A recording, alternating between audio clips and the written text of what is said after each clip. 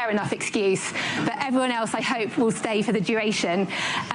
So I'll just start here to my left. We have David van Weel, who is the Foreign Minister of the Netherlands. We have Jeanne Shaheen, a US Senator and the ranking member of the Senate Committee on Foreign Relations. Of course, we have Andriy Sybiha, Ukraine's Foreign Minister. I've already introduced the...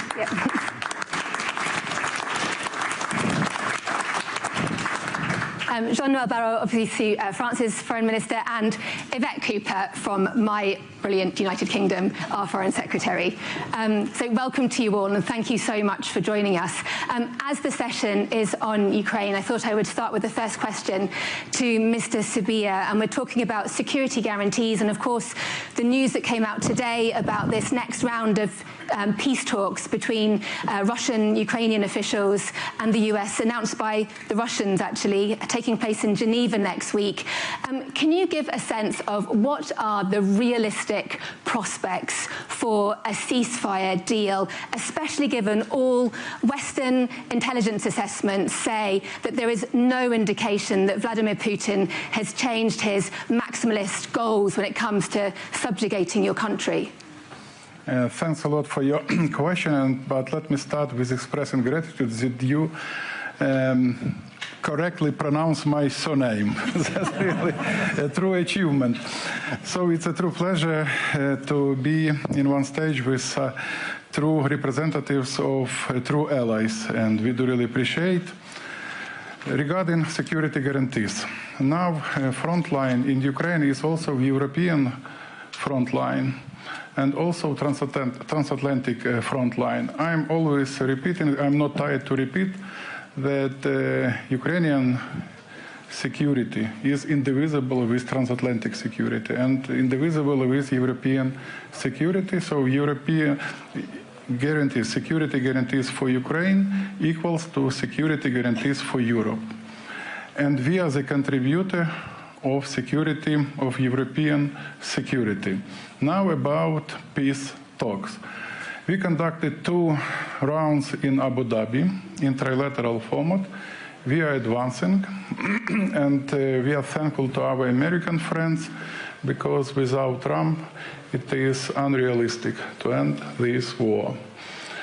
American side, or under the American leadership, we could achieve progress, but in parallel we need to continue pressure on Russia. And we still have instruments, we must admit this leverage, and I agree with this assessment, no signs of willingness from Russian side for serious negotiations. On contrary, Ukrainian side has doable proposals. So what do we have now? Americans are in the process, that's great. Personally, Trump, and the personal leadership of Trump, we have a chance to speed up our peace efforts, and Ukraine is ready with our doable proposals. Of course, no peace arrangements at the cost of our territorial integrity and sovereignty, but in any case, if we are talking about 20-point plan, still we have 3 points left for the level of leaders, and we have doable proposals. So next round, we do really hope that we will not get additional historical lectures.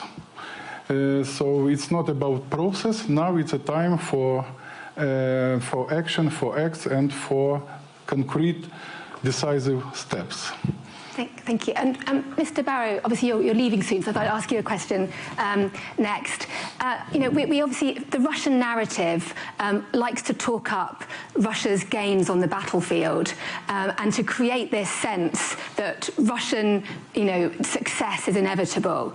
But the numbers tell a different story in terms of Russian casualties and the pressure on the Russian economy, and also what the Europeans, like France, has done in terms of the shadow fleet. Like, what other levers do you have to put pressure on Vladimir Putin and make him change his calculations when it comes to seriously negotiating and seriously needing a peace deal? Well, first, you're right. Thanks to the courage of our Ukrainian friends and support of their allies and the Europeans in the front line, the special operation of Vladimir Putin is a total failure. What happened in recent weeks in Venezuela is what we call a special operations. But Vladimir Putin is still there, trying to achieve his maximalist colonial goals, but hitting into a heroic resistance by the Ukrainian people. And let us differentiate Vladimir Putin from the Russian nation. Vladimir Putin is ruining the Russian nation. He's caused, his war of aggression has caused north of 1 million casualties, which is more than all the losses of Russia and the Soviet Union since 1945. And there is now 1,000 Russian citizens dying on the front line. And in the meantime, the Russian economy is exhausted. Recession is forecast for 2026.